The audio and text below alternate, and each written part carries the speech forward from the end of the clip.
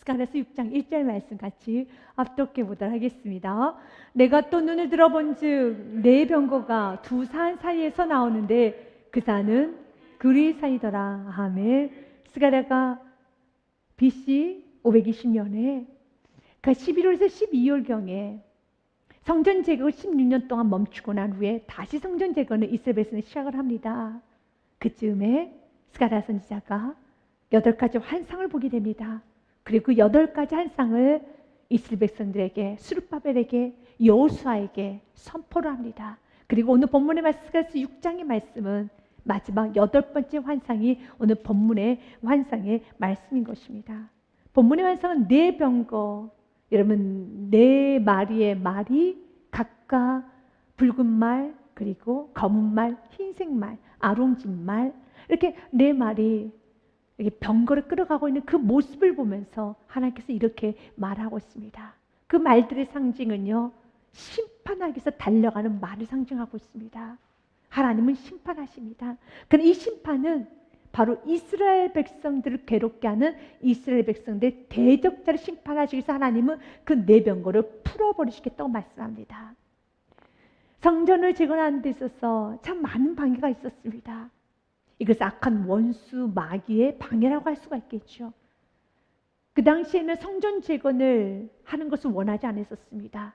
그래서 끊임없이 음해가 있었고 또한 핍박이 있었으면 어려움이 있었습니다. 우리도 이 땅에 살아가면서 여러분 믿음으로 살아가는 데 있어서 우리가 사명의 십자를 지고 가는 데서 어려움이 있을 것입니다.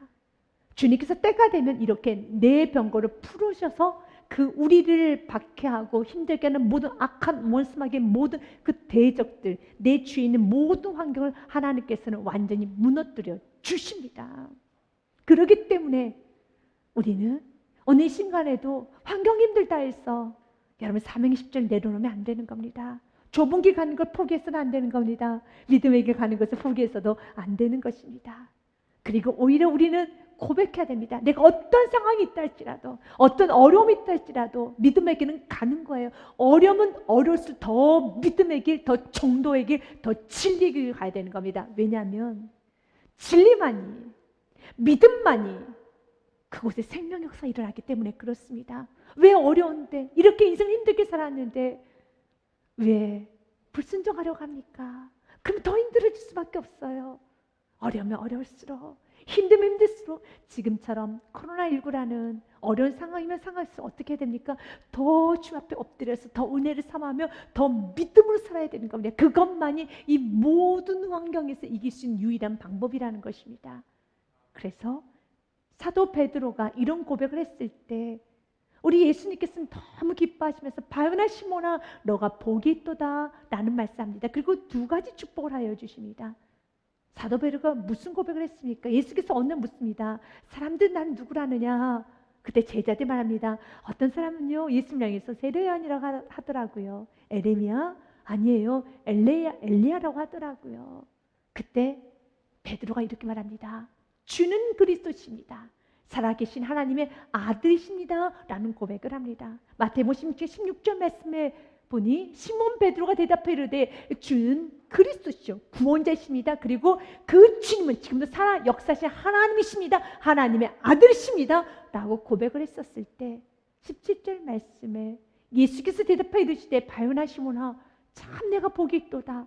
이를 내가 알게 한 이는 혈육이 아니요 하늘에 계신 내 아버지시니라 라고 말씀하시면서 두 가지 복을 내려주며 첫 번째는 음부의 권세가 너를 이기지 못하리라. 아멘. 18절 말씀 같이 읽겠습니다. 또 내가 내게 이르노니 너는 베드로라. 내가 이 반석 위에 내 교회를 세우리니 음부의 권세가 이기지 못하리라. 아멘. 바로 그 베드로의 고백 위에 여러분들 베드로와 같은 그런 고백을 한다면 음부의 권세가 이기지를 못합니다. 교회라는 곳이 어떤 곳이냐? 교회는 건물이 아니죠. 교회는 예수님을 주로 고백한 사람들이 모여있는 에클레시아, 여러분 예수님을 주로 고백한 사람들이 모여있는 그리스도인들이 모이는 공동체를 교회라고 합니다. 우리가 예수님을 주라고 고백할 때 주는 그리스도시라고 고백하고 그분의 살아 역사하신다고 고백했을 때 이 교회는 어떤 음부의 권세도 넘어뜨리지 못합니다. 그리고 그 교회에 날마다 복음의 말씀이 선포되는 것입니다. 이 동일한 은혜가 여러분의 인생에도 펼쳐지게 되어 있어요. 여러분들이 주님만이 그리스도십니다. 우리 가정을 구원하실 분은, 내 인생을 구원하실 분은, 나를 도와주신 오직 유일한 분은 예수 그리스도 외에는 없습니다 라고 고백하게 되면 음부의 권세가 이기지 못합니다. 근데 자꾸 사단은 광명한 천사처럼 유혹을 합니다. 아니, 주님도 구원자이시지만, 아니 그래도 물질이, 저 사람이, 그리고 이렇게 좀 세상과 타협하면 잘 살 수 있어. 절대 아닙니다. 주님만이 구원자이십니다. 혼탁한 세상 가운데 홍수에는 마지막 세대 살아가고 있는 저와 여러분은 베드로의 고백이 있어야 돼요. 그래야지 음부의 권세가 이기지 못하는 것입니다. 음부의 권세 이기지 못하리니. 그리고 그런 고백에 교회를 세우신다고 하셨습니다. 또한 두 번째로 축복을 주셨죠. 내가 천국의 열쇠를 내게 주리니 내가 땅에서 무엇인지 매면 하늘에서도 매일 것이요 내가 땅에서 무엇이든지 풀면 하늘에서도 풀리리라 하시고. 아멘. 하나님께서는 천국의 열쇠를 주십니다. 예수를 구원자라고 고백하는 그 사람에게는 천국의 열쇠, 너가 기도하면 하늘에서도 열리고, 너가 문을 닫아버리면 나도 문을 닫게 할 것이고, 기도 응답은 누구에게나 있지 않아요. 주님은 그리스도시라고, 그분만이 길이십니다. 나는 오직 예수님만 따릅니다 라고 고백하면 나아가는 성도에게는 기도 응답이 있습니다. 이스라엘 백성들이 성전 건축을 하는 데 있어서는 결코 쉽지가 않았습니다. 그래서 16년 동안 그들 멈췄어요.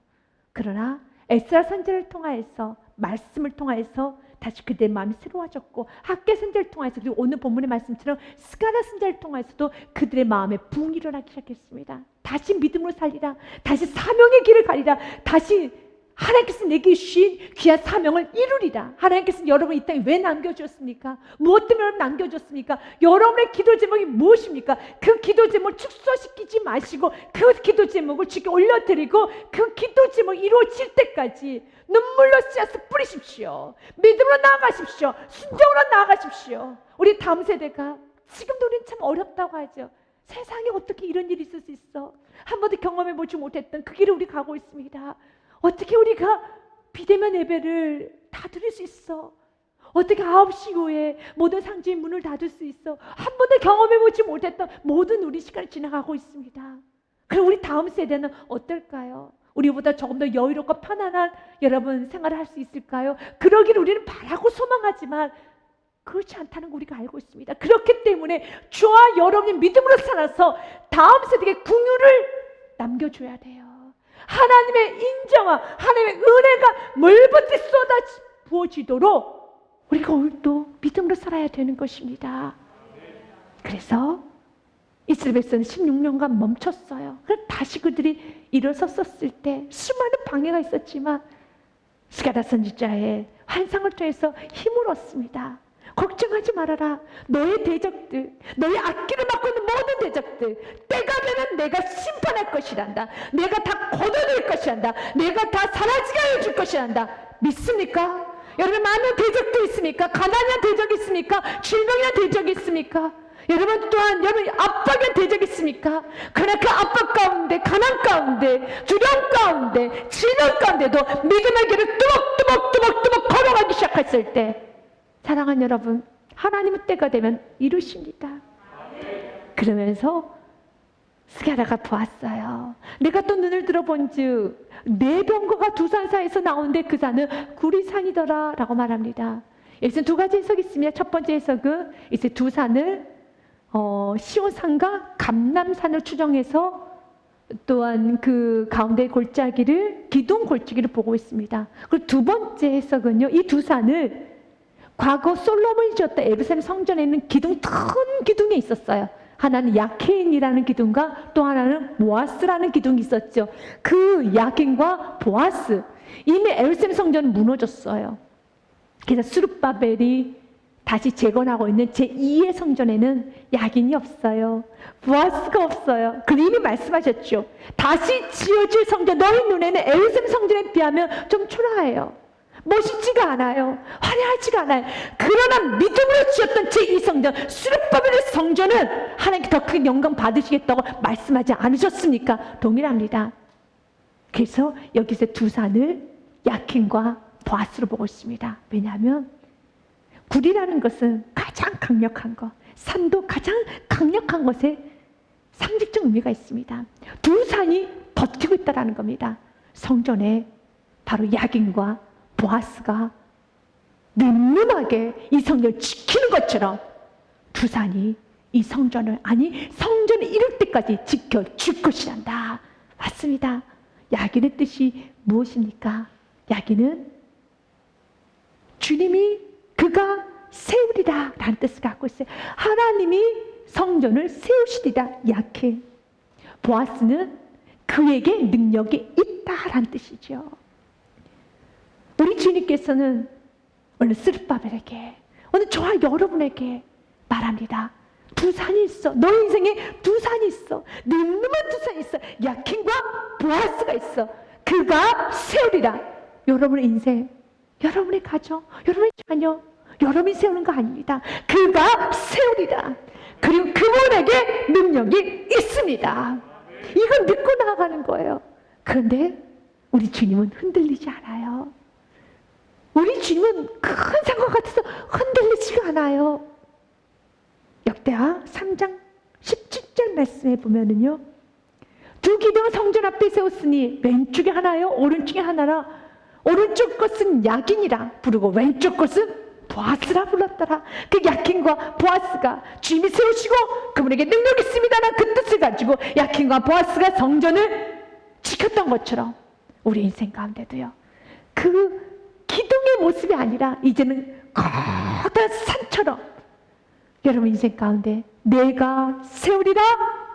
또 나에게 능력이 있단다. 너 자신이 능력이 있는 것이 아니라 나에게 능력이 있기 때문에 우리는 능력자 되신 주님을 요청하기만 하면 우리 삶 가운데 능력이 임하는 것입니다. 여러분 힘으로, 여러분 고사리 같은 손으로 일하려고 하지 마시고 그 고사리 같은 손으로 주님을 붙드셔서 주님이 마음껏 일하실 수도 나가보시기 바라겠습니다. 이사야서 60장 21절과 22절 말씀에 보면 주님께서 굉장히 축복의 말씀하십니다. 내 백성이 다 어렵게 되어 영원히 땅을 차지하리니 그들은 내가 심은 가지요 내가 손으로 만든 것으로서 나의 영광을 나타낼 것인지. 아멘. 주님께서 여러분 심으셨고 여러분 주님의 가지입니다. 믿으십니까? 우리 주님의 자녀죠. 주님의 가지죠. 주님 심으셨죠. 주님께서는 가정에 심으셨고 사업장에 심으셨고 여러분 인생에 심으셨습니다. 교회도 주님이 심으셨습니다. 그래서 주님은 영광 나타낼 것을 주실 것입니다. 주님께서 세우시고요, 주님에게 능력이 있고 주님만이 세우십니다. 근데 그 주님께서 약속합니다. 22절 말씀이에요. 우리 같이 읽습니다. 그 작은 자가 천명을 이루겠고 그 약한 자가 강국을 이룰 것이라. 때가 되면 나 여호와가 속히 이루리라. 아멘. 천명을 이루겠고 약한 자가 강국을 이룰 것이라. 우리는 너무 약하죠. 그러나 주님이 심으셨기 때문에, 우린 주님의 가지기 때문에 우리 주님이 약속합니다. 작은 자가 천명을 이룰 것이고 약하디 약한 우리 가정, 보잘것없는 우리 가정, 실패하고 깨지고 이혼하고 상처받고 모든 음란과 어떤 폭언과 폭력과 시기와 질투와 허영과 허세와 교만과 욕심으로 가득했던 우리 가정, 나의 인생을 주님께서는 강국으로 만들어 주십니다. 우리가 주님 안에만 있기만 하면은요, 믿음의 길 포기하지 않으면, 끝까지 사명 붙들고 나아가면 하나님의 강국을 이루십니다. 하나님 말씀 그대로 이루어집니다. 오늘 본문의 말씀에 보니 여전히 세상의 사람들은 이스라엘 백성들을 무시했어요. 성전을 뚝딱뚝딱 건축하고 있는 그들을 보면서 자기 나라도 하나 없는 백성들, 제대로 갖춰지지 않은 백성들, 그런데 지금 조직을 만들어야 되는 거 아니야? 학교를 지어야 되는 거 아니야? 지금 공공복지시설 만들어야 되는 거 아니야? 그런데 저 우둔한 백성들 좀 봐. 성전을 짓고 있네? 저게 뭐라고? 성전을 짓고 있네? 우리는 세상 어떤 것보다 예배가 먼저 돼야 됩니다. 성전이 먼저 돼야 되는 것입니다. 영적인 것이 내가 바로 서 있을 때, 내 영혼이 잘 될 때 범사가 잘 되고 강건해지는 겁니다. 그러나 내 영혼이 무너지기 시작하면 범사가 무너지고 내 삶에는 강건함이 없어요. 하나님은 세상 사람들과 이스라엘 백성들을 구별되게 부르셨지요. 이스라엘 백성들은 먼저 자기 집을 먼저 하지 않아요. 학교를 먼저 짓지 않습니다. 여러분 세상 걸 먼저 하지 않습니다. 예배 무너진 제단을 수축합니다. 예배를 다시 세웁니다. 여러분도 마찬가지입니다. 여러분들이 좀 삶이 힘들게 느껴질 때, 혼란스러울 때, 삶이 좀 복잡할 때 가장 먼저 점검해야 될 것은 무엇인지 아십니까? 예배입니다. 예배를, 무너진 제단을 수축하십시오. 그러면서 그 두 산 사이에서 네 병거가 나옵니다. 그 당시에 병거는 가장 전쟁에서의 가장 중요한 도구이기도 하며, 또한 그 나라가 강성하다, 강성하지 않다를 알 수 있는, 가늠할 수 있는 것 중에 하나가 병거예요. 근데 그 네 병거에 말들이 끌어서 나옵니다. 말씀해 본 2절, 3절 말씀해 보니요. 첫째 병거는 붉은 말들이, 둘째 병거는 검은 말들이, 셋째 병거는 흰 말들이, 넷째 병거는 어렁지고 건장한 말들이 메었는지라 네 말이 힘차게 달려나오기 시작합니다. 힘차게 달려나오기 시작하면 뭐 하려고요? 심판하기 위해서요. 때가 되면 하나님 모든 대적들을 힘차게 무너뜨리십니다. 절장못을 가지고 무너뜨리십니다. 때를 기도들이 좀 더딘다 했으면 그러나 기도하십시오. 때가 되면은 기도 영권이 쌓이기 시작하면 여러분의 삶 가운데 모든 대적들이 무너지게 돼 있어요. 기도하면 거둬요. 기도를 절대 가볍게 여기지 마십시오. 소리 여기지 마십시오. 충성을 가볍게 여기지 마십시오. 성실함을 가볍게 여기지 마십시오. 매일매일의 순종이 드라마틱하게 보이지 않는다 할지라도, 매일매일의 충성이 화려해 보이지 않는다 할지라도, 그러나 매일매일 순종하고 매일매일 충성하고 매일매일 주의 말씀대로 살아가기 시작할 때 놀라운 때가 되면 이루어지게 되는 겁니다. 이 병거가 때가 되면 움직여요. 때가 되면 힘차게 동서남북을 다 뻗어져 가기 시작하는데요. 첫째 병거는 붉은 말입니다. 요한계시록에도 붉은 말에 관한 내용이 나와 있습니다. 이에 다른 붉은 말이 나오더라. 그 탄자가 허락을 받아 땅에서 화평을 제하여 버리며 서로 죽이게 하고 또 큰 칼을 받았다. 전쟁을 일으키겠다는 거예요. 모든 대적자들을 다 죽이겠다는, 피로 난자시키겠다는 그런 뜻을 갖고 있습니다. 허락을 받으면, 하나님 허락이 떨어지면 내 주인은 모든 대전, 내 모든 환경은 다 무너지게 됐어요. 붉은 말들이 뛰어나가기 시작할 때요. 오늘 이 말씀 붙들고 한번 기도하십시오. 하나님, 주님, 내 주인의 대적들 예수 이름을 가지고 주 붉은 말을 보내주시옵소서. 흰말 승리만을 보내주옵소서. 검은 말을 보내주시고 아롱진 말을 보내주시옵소서. 두 번째, 검은 말도 나온다고 합니다. 붉은 말이 여러분 피를 상징해서 모든 다 대적들을 없애겠다는 거죠. 죽이겠다는 거죠. 딱 주님께서는 다 베어버리시겠다는 겁니다. 무서워요. 무섭습니다. 딱 검은 말은 여러분 죽음과 재앙의 상징입니다. 어둠의 상징입니다. 하나님께서는 기승을 부렸던 내 주인은 대적자들을 하나님은 단번에 재앙을 내리셔서 뒤집으시겠다는 거죠. 그래서 여러분 둘째 말이 나올 때 3절 말씀처럼요. 둘째 병거 검은 말 다음에는 3절 말씀에 셋째 병거 흰 말이 나와요. 흰 말은 승리입니다. 붉은 말로 다 여러분 처리하고, 또 검은 말로 내 주에 나를 기승시켰던, 나를 힘들게 하며 나를 억누르고 정말 기승 부렸던 그 어둠의 세력들이 완전하게 대반전이 일어나서 셋째 말은 흰 말이 나옵니다. 가는 곳마다 승리의 깃발이 꽂아지는 겁니다. 승리의 깃발이 꽂아지는 겁니다. 가정 안에 폭언이 기승합니까? 폭력이 기승합니까? 음란, 게으름, 시기, 질투, 이런 불신, 짜증, 원망, 분노, 욕심이 기승합니까?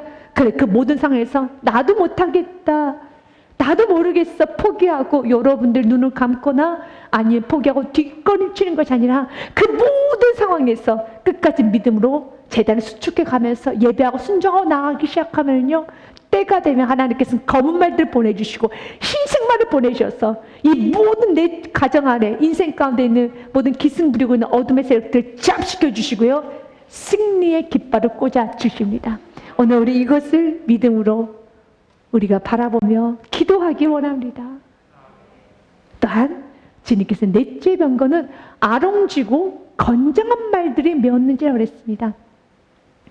구약에서는 아롱지고, 이 아롱지고라는 이 단어는 병약하다, 허약하다. 그리고 또한 질병이 있다. 부정적인 의미로 아롱지고를 씁니다. 그런데 이 아롱지고의 원래 의미는 부정적인 거예요. 그러나 나약하고 부정적이고 또한 참 병약하고 질병도 많다 할지라도 주님의 손에 붙들리면요, 약한 그때 곧 강합니다. 아멘. 놀라운 역사가 일어나죠. 여러분, 창세기 30장 말씀해 보면 외삼촌 라반이 야곱을 자꾸 속입니다. 야곱의 일만 시키고 야곱에게 합당한 대우를 해주지 않습니다. 자꾸 속입니다. 그래서 때가 되자 야곱이 외삼촌 라반에게 이젠 나는 떠나야 되겠습니다 라는 말을 합니다. 그때 야곱이 이렇게 말합니다. 나는 당신의 좋은 양들, 희생 양들은 가져가지 않을 겁니다. 아롱진 것만 가져가겠습니다. 왜냐하면 아롱진 것은 허약하고 병약하다는 누구나 다 아는 사실이었고, 그리고 아롱진 게 없어요. 다 흰색 양들만 있지 아롱진 건 없습니다. 그래서 외삼촌 라반에게 나는 병약한 것만 가져가겠습니다. 내가 이 모든 양떼를 다 불리지 않았습니까? 내가 이거 확장시켜 놓지 않았습니까? 당신 다 가지시고요, 아롱진 것만 가져가겠습니다 라고 말합니다. 오늘 내가 외삼촌 양떼를 두루다니며 그 양 중에 아롱진 것과 점 있는 것과 검은 것을 가려내며 또 염소 중에도 점 있는 것과 아롱진 것을 가려내리니 이 같은 것이 내 품삯이 되리다. 그래서 외삼촌 아버님 그래 너무 좋아, 허락합니다. 그러면서 야곱이 계속 이런 말을 하죠. 33절 말씀에 보면요, 후일에 외삼촌께서 오셔서 내 품삯을 조사하실 때 만약 나의 의가 내 대답이 되리이다. 내게 혹시 염소 중 아롱지지 아니한 것이나 점이 없는 것이나 양 중에 검지 아니한 것이 있거든 다 도둑질한 것으로 인정하소서. 내가 아롱진 것이 아니고 깨끗한 양과 염소를 가져가면 다 도둑질한 것입니다. 그래서 외삼촌 라반이 그 말 듣고 좋다 하면서 얼마나 욕심이 많았는지 외삼촌의 라반이 아들들을 불러서 개 중에 아롱진 것이 100마리 중에 한 마리 정도 있었겠죠. 그래서 그 한 마리를 따로 분리시켜가지고 멀리 사흘 길을 걸어야지만 갈 수 있는 거리로 이렇게 떨어뜨려 놓습니다. 절대로 서로 만나지 못하도록 사흘 길을 떨어뜨려 놨습니다. 맞아요.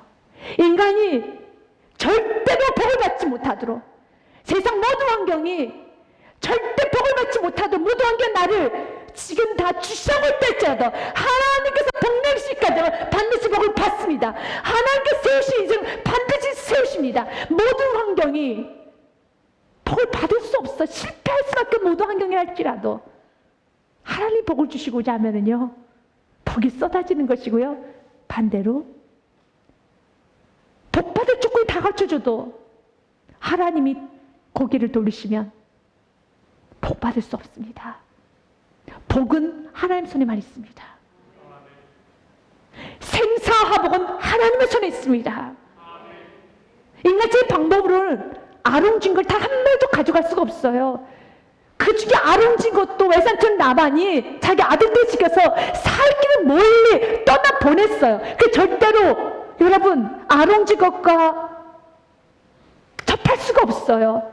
아기를 뵐 수가 없어요. 새끼를 낳을 수가 없어요. 근데 하나님께 초자연주의 방법으로 하나님은 역사를 알려주십니다. 창세기 30장 말씀해 보면은요, 37절 39절 말씀해 보면 야곱이 버드나무와 살구나무와 신풍나무의 푸른 가지를 가져다가 그것들 껍질을 벗겨 흰 무늬를 내고 그 껍질을 벗긴 가지를 양떼가 와서 먹는 개천의 물 구유에 세워 양떼를 향하게 하며 그때가 물을 먹으러 올 때 새끼를 베니. 39점에서 같이 읽겠습니다. 가지 앞에 새끼를 내물어 얼룩얼룩한 것과 점이 있고 아름진 것을 낳은지라. 할렐루야! 아멘! 어떤 성도님은 이 약재가 중요한가 보다. 버드나무, 살구나무, 신풍나무, 약재가 중요한 게 아니죠. 오늘 38절 말씀에 보면 이런 말씀이 있어요. 그 껍질 벗긴 가지를 양떼가 와서 먹는 개천에 물 구에 세워 양떼 향하게 하면 그 양떼는 어떤 양떼입니까? 건강하고 좋은 양떼, 흰 양떼, 수만 마리 양떼가 펼쳐져 있는데 그 보기만 하면, 그 향하기만 하면 그때가 물을 먹을 때 새끼를 베면은 아롱중에 나오는 거예요. 누가 하셨습니까? 하나님이 하셨지요. 누가 하셨습니까? 하나님이 하셨지요. 지금 야곱이 뭘 선택했습니까? 아롱진 걸 선택했어요. 가장 나약한 걸 선택했습니다. 사랑하는 여러분, 환경, 우린 더 이상 핑계하면 안 됩니다. 자신의 약함 핑계하면 안 됩니다. 아롱진 것을 선택하고 가장 약한 것, 가장 불가능한 것, 가장 불모지를 선택했다 할지라도 내가 그곳에서 야곱같이 하나님 말씀을 됩니다. 믿음으로 나아가기 시작하면 기적은 일어납니다. 오늘 가장 세상 사람들이 보기엔 이스라엘 백성들은 아롱진 백성들이에요. 약합니다. 그들이 하는 방법은 너무 답답해요. 그들이 지금 하고 있는 행동은 너무 구시대적이에요. 어리석어 보여요. 마치 우리 그리스도인들이 문제가 있을 때 기도하고 예배하는 그 모습이 진취적이어 보이지 않고 구시대적이어 보이고 무능해 보이고 어리석어 보이고 전부 같이 보인다 할지라도 만약 그 모습, 우리의 그 모습이 아름진 것처럼 병약해 보이고 질병이 있어 보이고 무능한다 볼지라도 그 아름진 것이 믿음의 손, 주님의 손에 들렸었을 때 놀라운 기적이 일어나는 겁니다. 우리 예수님의 겉모습도 참 아름진 것처럼 화려하지는 않았어요. 그래서 이사야서 53장 2절 말씀에 보면요, 그는 주 앞에서 자라나기를 연한 쓴 같고 마른 땅에서 나온 뿌리 같아서 고운 모양도 없고 풍채도 없은지 우리가 보기에 흠모할 만한 아름다운 것도 없도다. 그는 멸시를 받아 사람들에게 버림을 받았으며 강구를 많이 겪었으며 질고를 하는 자라 마치 사람들이 그에게서 얼굴을 가린 것 같이 멸시를 당하였고 우리도 그를 귀히 여기지 아니하였도다. 흠말 것도 없고요.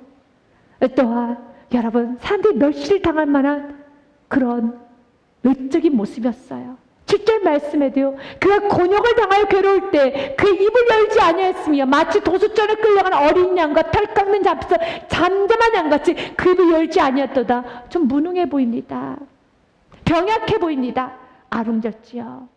그러나 겉모습이 아름진 것처럼 병약해 보이고 무능해 보이고 힘없어 보인다 할지라도 그 예수님하셨던 일이 온 인류를 구원하셨음을 믿으시길 바라겠습니다. 그 연약한 모습 그대로 순종으로 십자가에 오르셨을 때 기적은 일어납니다. 우리 외적인 모습은 전혀 문제가 되지 않습니다. 우리가 병약하다 할지라도 주님의 손에 붙들렸을 때 여러분 천을 이루게 되어 있습니다. 그래서 5절과 6절 말씀에 그가 찔림 우리의 허물 때문이요 그가 상함은 우리의 죄악 때문이라. 그가 징계를 받음으로 우리가 평화를 누리고 그가 채찍에 맞음으로 우리는 나음을 받았도다. 우리는 다 양 같아서 그를 행하여 각기 책임을 갖거늘 여호와께서 아름진 모습으로 서 있는 병약한 모습으로 서 있는 마치 인간의 눈에 보이기에는 십자가 매달리신 예수님께서 너무 무능해 보이시고 너무 초라해 보이신다 할지라도 인간의 눈은 그렇게 보여졌지만 그 예수님은 그 십자가에서 우리 모두의 죄악을 그에게 감당시키셨도다. 온 인류의 구원의 문을 여셨습니다. 놀라운 역사죠. 그래서 요한복음 5장 말씀에 24절에 내가 진실로 너에게 이르노니 내 말 듣고 또 나 보내신 이를 믿는 자는 영생을 얻었고 심판에 이르지 아니하니 사망에서 생명으로 옮겨졌느니라. 아멘. 그 병약하고 겉모습은 흠말 것이 없는 그 모습이었지만 예수님께서 십자가에 순종을 나가셨을 때 심판에서 생명으로 옮겨지는 축복의 통로가 되셨음을 믿으시길 바라겠습니다. 왜 성경에서는 붉은 말 멋져? 검은 말 이거 재앙과 저주의 상징이니까 가는 곳마다 악한 대적을 재앙을 내리고 저주라고 너무 멋있어. 흰색 말 너무 멋있어. 승리 아름진 말 이거는 참 병약하고 그리고 질병 있는 그런 말인데 바로 그 아름진 말이 심판을 시작하면서 약한 내가 하나님 손에 붙들렸을 때 어떤 역사가 일어나는지 내가 보여주리라. 그래서 아름진 말들이 나아가기 시작합니다. 하나님은 여러분에게도 그 아름진 말을 보내주실 것입니다. 우리가 얼마나 병약합니까? 우리가 얼마나 무능합니까? 이 바이러스 앞에서도 우리는 지금 너무 힘들어하고 있지 않습니까? 우리는 어떻게 할 수 없죠. 정말 아롱집니다. 그렇지만 아롱진 우리들이지만 우리가 주에서 붙들렸을 때 하나님은 바로 여러분을 통하여서 위대한 일을 시작하십니다. 그리고 주님께서는요, 지금 이스라엘 백성들이 주위에 있는 많은 사람들의 모습에는 무능해 보였다 할지라도 그러나 여전히 뚝딱뚝딱 성전을 재건하면서 믿음의 길을 갔던 것처럼 믿음의 길을 가면 때가 되면 아름진말들이 풀어지기 시작합니다. 그리고 보여지기 시작합니다. 하나님의 축복을 여러분이 받기 원합니다. 때가 되면 보여지는 것입니다. 시편 말씀 82편 말씀에 주물에게 약속합니다. 내가 말하기를 너희 신들이면 다 지존재 아들들이라 하였으나 그들은 세상을 향해서 신들이라고 물질을 찬양하고 외모를 찬양하고 과거 그들이 바알과 아세라를 섬겼던 것처럼 지금 많은 사람들이 물질과 외모, 학력과 모든 지식과 경험을 자랑한다면 우리는 예수 그리스도를 믿고 자랑해야죠. 그들이 하였으나 주님께서는 말합니다. 그러나 너희는 사람처럼 죽으며 고관에 하나같이 넘어지리라. 심판이에요. 또한 이 내 병거는 오늘 성경에 이렇게 상징합니다. 내가 내게 말한 천사에게 이르되 내 주여, 4절 말씀에 이것들이 무엇이니까 묻습니다. 그때 5절에 천사가 대답하여 이르되 하늘의 내 바람인데 온 세상 주 앞에 서 있다가 나가는 것이라 하더라. 이 내 병거가 하나님께서 이렇게 또 말합니다. 말이 내 바람이라는 겁니다. 이런 바람은 어디서 오는지 모르고 어디서 흘러가는지 몰라요. 그런데 바람이 불면은 어떻게 다 느낄 수 있습니다. 오늘 성경 말합니다. 마치 그 내 병거는 내 말들은 바람과 같아. 이 바람은 루하우 성령님을 상징합니다. 그런데 분명히 이 말들이 가는 곳에 심판이 있었다고 했었죠. 맞아요. 성령님은 우리를 심판하십니다. 그런데 심판의 때가 참 중요해요. 여러분이 마지막 때의 심판을 받으면 우리는 더 이상 회개할 기회가 없습니다. 심판은 여러분, 그런 오늘 성령께서 나를 심판하시면 내게 살 길이 열려요. 성경 말합니다. 요한복음 16장 말씀에 보면요, 그러나 내가 너에게 실상을 말하노니 내가 떠나는 것이 너에게 유익이라. 이것은 성령님께서 오심을 우리 예수께서 말씀하셔서 내가 떠나는 것이, 왜냐하면 성령이 오시기 때문에 너에게 유익하다라는 말씀을 하는 것이죠. 내가 떠나가지 아니하면 보혜사가 너에게로 오지 아니하실 것이요 가면 내가 그를 보혜사를 너에게 보내리니, 성령님을 보내리니 라고 말씀하셨습니다. 그러면 그 성령께서 무엇을 하십니까? 그가 와서 죄에 대해서, 의에 대해서, 심판에 대해서 세상을 책망하시리. 아멘. 이 마지막 때 이 책망은 성령님이 하시는데, 그런데 이 성령님 너무 우려스러운 것은 예수께서 그 성령님을 우리에게 보내주셔서 마지막 때 심판 때 이 내 병거가 심판한 것이 아니라 지금 우리가 이 말씀 듣고 심판을 받아야 되는 겁니다. 그리고 그 심판이 무엇입니까? 회개로 가면 되는 것입니다. 히브리서 말씀에 보면 성경 우리에게 말합니다. 4장 12절과 13절 말씀에 성령님 진리의 영이세요. 말씀의 영이십니다. 하나님 말씀 살아있고 활력이 있어 좌우에 낯선 어떤 것보다 예리하여 혼과 영과 밑과 밑 관절과 골수를 찔러 쪼개서 또 마음의 생각과 뜻을 판단하니 13절 말씀 같이 읽습니다. 지으신 것이 하나도 그 앞에 나타나지 않음이 없고 우리의 결산을 받으시의 눈앞에 만물이 벌거벗은 것 같이 드러나느니라. 믿으십니까? 하나님의 말씀 우리를 다 벌거벗기십니다. 마지막 때 우리가 심판주이신 하나님 앞에 섰을 때 우리의 벌거벗이 다 드러나면 우린 그때는 살 수가 없어요. 그러나 오늘 이 시간에 우리가 이 말씀 앞에 벌거벗이, 우리 안에는 우상이 드러나고 우리 안에 끊임없이 아롱지고 병약함에서 불구하고 병약한데 교만하기까지 가지고 하나님 의지하지 않고 병약한 모습 그대로 교만하게 욕심부리고 자만하고 자기 자신을 의지하고 그런 모든 것을 회개하는 거예요.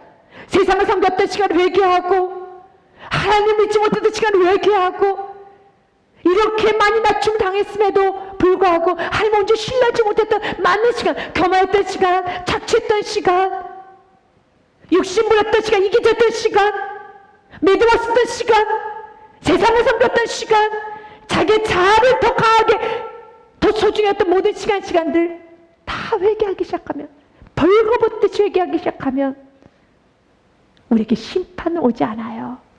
그러나 오늘 우리가 회개하지 않는다면 마지막 때는 요한계시록 6장 말씀처럼 우리는 이렇게 외치게 될 겁니다. 땅의 임금들과 왕족들과 장군들과 부자들과 강한 자들과 모든 종과 자유인이, 그 누구도 예외될 자 없다는 거예요. 종이든 자유인이든 부자든 가난한 자든 상관없이 다 굴과 산들의 바위 틈에 숨어서 이렇게 말할 거라는 겁니다. 산들과 바위에게 말하되 우리 위에 떨어져 보좌에 앉으신 이 얼굴에서와 그 어린 양의 진노에서 우리를 가리라. 제발 우리 좀 숨겨주세요. 산들이 나에게 무너져서 바위들이 내 온몸을 덮었으면 좋겠다 말합니다. 17절 말씀에 그들의 진노의 큰 날이 이르렀으니 누가 능히 서리요 하더라. 마지막 심판 때는 그 누구도 설 수 없어요. 그래서 성령님께서는 이 내 병거가 되는 이 바람 같은 성령님은 오늘 이 시간 여러분의 가정을, 여러분 심령을 다 훑으실 것입니다. 그리고 말씀을 통해서 벌거벗기실 겁니다. 예배는 바로 이 루아의식, 바람이신 성령님이 여러분의 마음을 훑는 시간이고, 우리가 죄를 드러내는 시간이고, 벌거벗기는 시간인 겁니다. 이건 축복입니다. 내가 이 시간에 벌거벗겨지면 축복인 것입니다. 그러나 이 시간에 벌거벗겨지지 아니하고 그 바람 같은 성령님을 거부하기 시작하면, 외면하기 시작하면 말씀 그대로예요. 심판받습니다.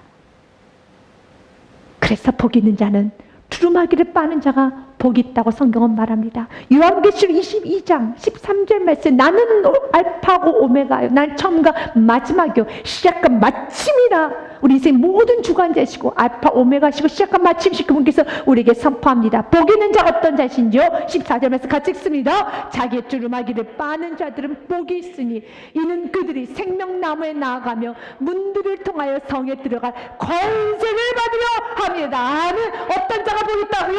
두루마기를 빠는 자는 먼저 두루마기를 입으셔야 돼요. 그 두루마기 무엇입니까? 예수를 나의 구원자 영접하셔야 되는 겁니다. 예수를 구원자 나의 구원자 영접하지 않으면 이미 두루마기도 없는 자들이죠. 그러나 예수를 나의 구원자 영접하셨습니까? 그러면 그 두루마기를 빠십시오. 내가 하나님 앞에 우선주의 삶을 살지 못했던 시간, 불신했던 시간, 교만했던 시간, 거짓됐던 시간, 우상숭배했던 시간, 세상 자기가 하나님을 만들었고 살았던 모든 시간을 회개하십시오. 반드시 심판이 있어요. 반드시 하나님 그 대가를 치르게 하십니다. 우리가 다음 세대에게 믿음을 남겨줘야 됩니다. 주의 자비와 주의 긍휼이 임할 수 있도록 오늘 선한 축복의 통로가 되어야 하겠습니다.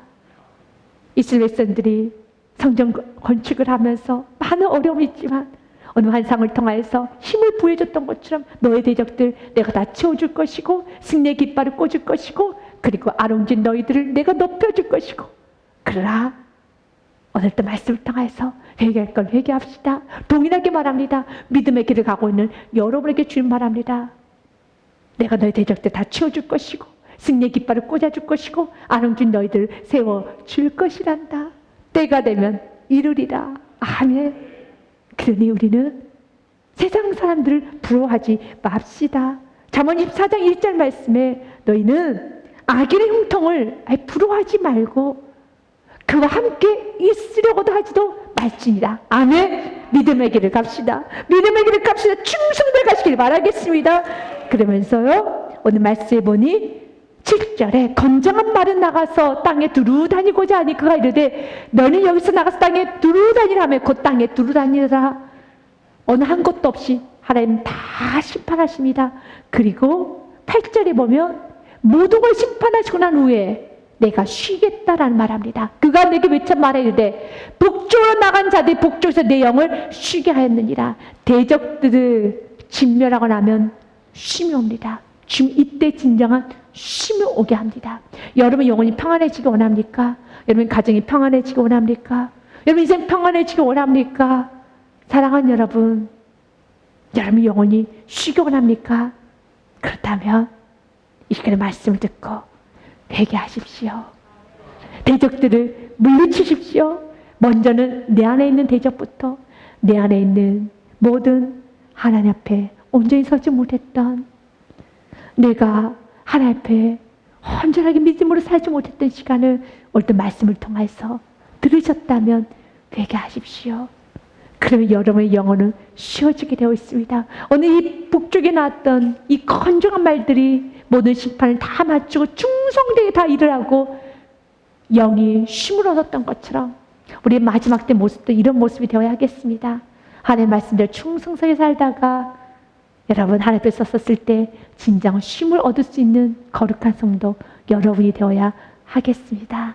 이를 위해서 주님께서 우리에게 오늘 말합니다.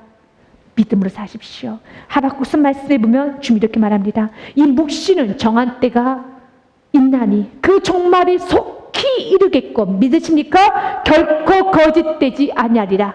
비록 더딜지라도 기다리라. 지체되지 않고 반드시 응하리라. 어떻게 기다려야 됩니까? 우리 어떤 데서 기다려야 됩니까? 4절 말씀 같이 읽습니다. 보라, 그의 마음은 교만하여 그 속에 정직하지 못하나 의인은 그의 믿음으로 말미암아 살리라. 아멘. 사랑하는 여러분, 의인은 믿음으로 사는 겁니다. 마지막 때 주님 말합니다. 더딜지라도 기다리라.